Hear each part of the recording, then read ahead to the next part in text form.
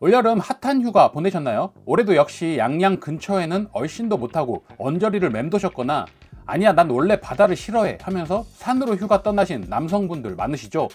아니 언제부터 우리나라 사람들이 몸이 이렇게 좋아진 겁니까?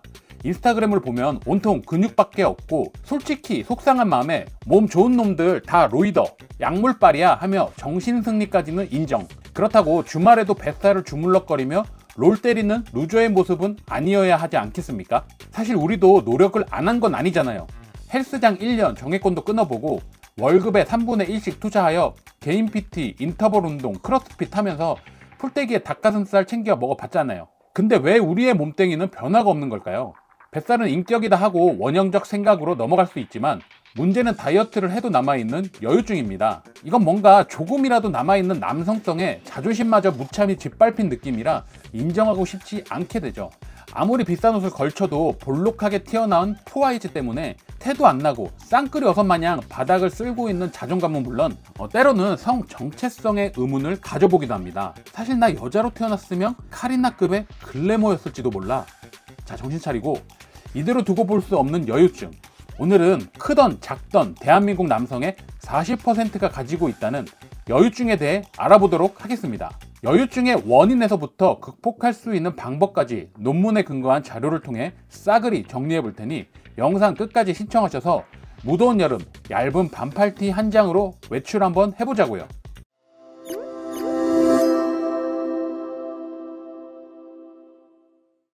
여유증은 남성의 유방 조직이 비정상적으로 발달하여 여성의 유방과 유사한 상태가 되는 질환입니다. 그럼 여유증이 생기는 이유는 무엇일까요? 여유증이 발생하는 이유는 남성 호르몬인 테스토스테론과 여성 호르몬인 에스트로겐 간의 불균형입니다. 남성의 체내에서 에스트로겐 수치가 상대적으로 증가하거나 테스토스테론 수치가 감소할 경우 유방 조직이 발달할 수 있습니다.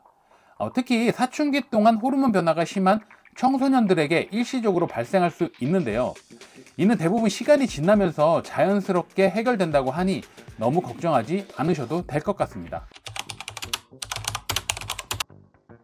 여러 연구에서 특정 약물이 여유증을 유발할 수 있다고 보고되고 있습니다. 예를 들어 항고혈압제, 항우울제, 항불안제, 스테로이드, 항암제 등이 포함됩니다. 개인에 따라 다르지만 이러한 약물들은 호르몬 수치를 변화시켜 여유증을 일으킬 수 있습니다. 간경변이나 만성 신장질환과 같은 상태는 호르몬 대사에 영향을 미쳐 에스트로겐이 체내에 축적될 수 있으며 이로 인해 여유증이 발생할 수 있습니다. 이러한 질환들은 체내에서 호르몬을 처리하는 능력을 저하시켜 불균형을 초래합니다. 비만은 여유증의 가장 주된 원인 중 하나로 간주됩니다. 지방 조직은 테스토스테론을 에스트로겐으로 변화시키는 아로마타제 효소를 다량 포함하고 있습니다. 따라서 비만으로 인해 체지방이 증가하면 체내 에스트로겐 수치가 높아져 여유증이 발생할 수 있습니다. 단지 가슴에 지방층이 쌓여서 여성형 유방이 생기는 것이 아니라 호르몬으로 인해 모양이 바뀌게 된다는 것을 의미하는데요. 체지방은 10%에서 15%일 때 남성 호르몬이 가장 많이 분비되고 30% 이상일 때 여성 호르몬 분비가 가장 많이 된다 하니 평소 체지방률 관리가 매우 중요하다 할 수 있습니다. 내분비계 이상, 특히 갑상선 기능 항진증은 호르몬 불균형을 초래하여 여유증을 유발할 수 있습니다. 이 경우 체내에서 에스트로겐의 상대적인 증가로 인해 유방 조직이 비대가 발생할 수 있습니다.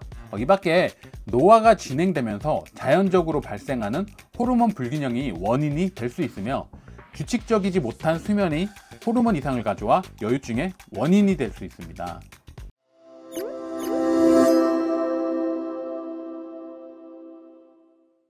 자, 원인에 대해 알아봤으니 치료하는 방법에 대해 알아볼 차례인데요.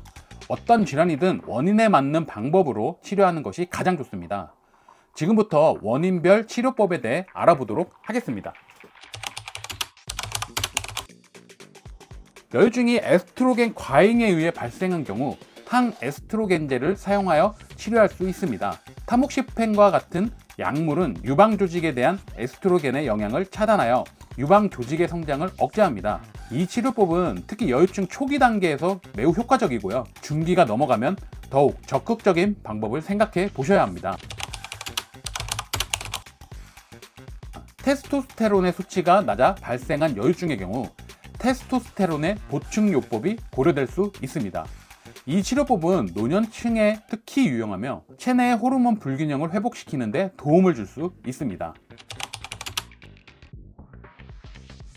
약물 치료가 어려운 상황이거나 진행이 많이 되었을 경우 수술을 통해 치료할 수 있습니다.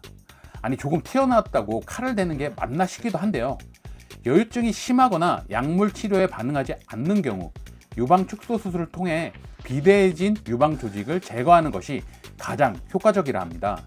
이 수술은 일반적으로 리포삭션과 글래드 절제술을 함께 수행하여야 눈에 띄는 효과를 가져올 수 있다는데요. 2022년까지 투누맨 남성 클리닉 네트워크에서만 2010년부터 약 25,700건의 여유증 수술이 이루어졌다 하니 남성들이 생각보다 여유증 문제를 적극적으로 해결하고 있는 것 같습니다.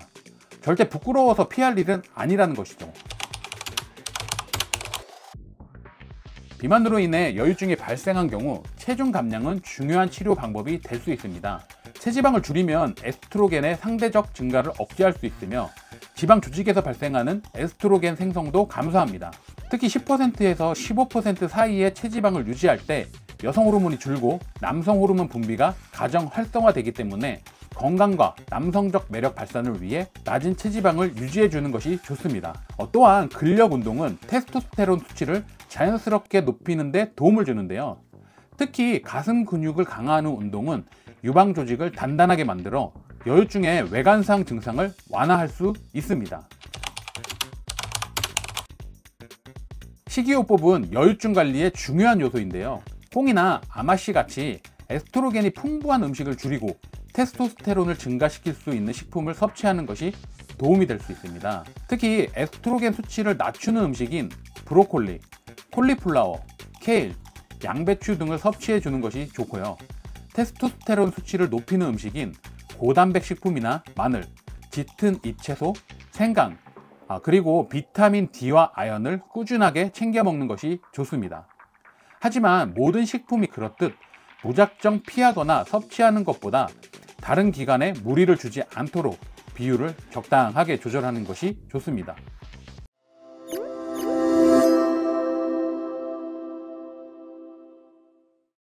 오늘은 남칭룩의 적, 우리의 성 정체성을 짓밟는 여유증에 대해 알아봤는데요.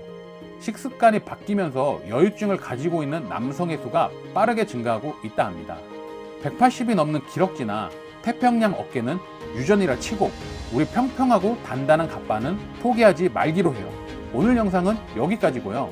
편안하게 듣고 은연중에 기억하고 있어도 분명 여러분의 건강과 지식에 나비 효과처럼 큰 결과를 가져올 수 있다고 생각합니다. 잊지 말고 구독 부탁드리겠습니다. 이 채널을 구독해 주신 것만으로 여러분의 수명은 10년 연장되었습니다. 이상 코스모스티였습니다.